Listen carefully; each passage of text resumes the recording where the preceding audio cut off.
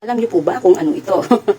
Ayan, may gagawin na naman si nanay. At talagang ito po ay matagal ko na pong naka-schedule na gawin. Pero marami po ako kasi akong ginagawa kaya na-delay na nung na-delay. Nabubuyoy pa si nanay. Ito po ay isang organizer, isa pong toothbrush organizer. So ito po ay luma na. Bigay po ng kapatid ko. Yung po kasing aming toothbrush organizer nawala na po yung dikit niya sa banyo.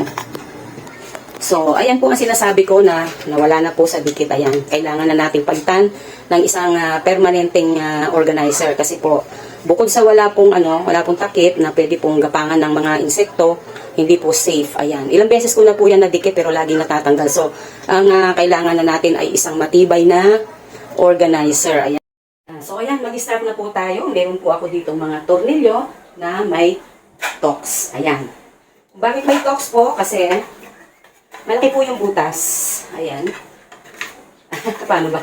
Ayan. Ayan.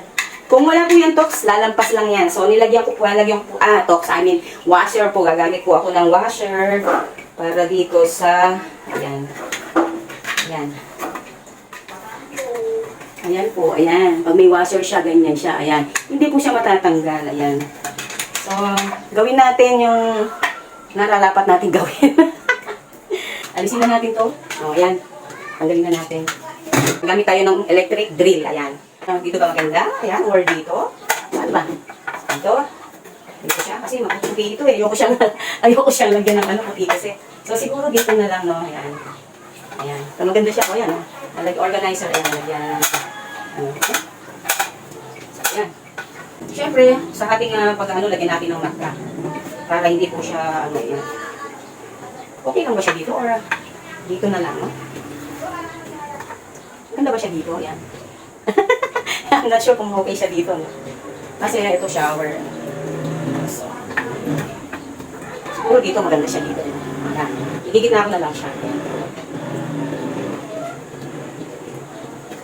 So, mag-start na tayo mag-drill. Of course, safety first.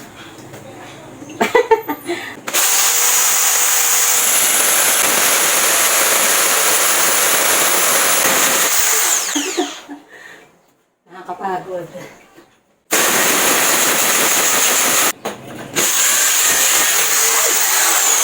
Nabali. Nabali po ang ating pang-drill. Lapit.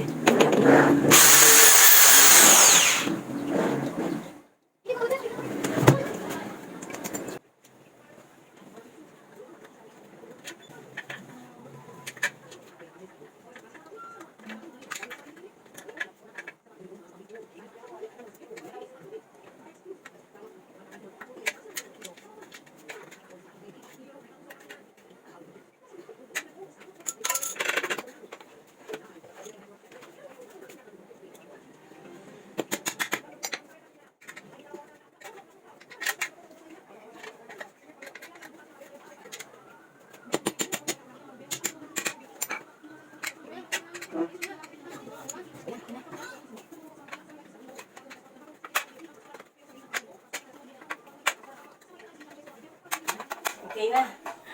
Ay, napagod. Okay na po yung ating toothbrush organizer. Ayan. Hindi siya papasukin na. So, ayan po. Okay na ang ating toothbrush organizer. Ayan po siya. Ayan. Ayan. Safe na siya dyan. Woo! Nakakapagod. Maraming salamat po sa inyong panonood. Okay na po ang aming toothbrush organizer. Ayan. Ang ganda-ganda na yan.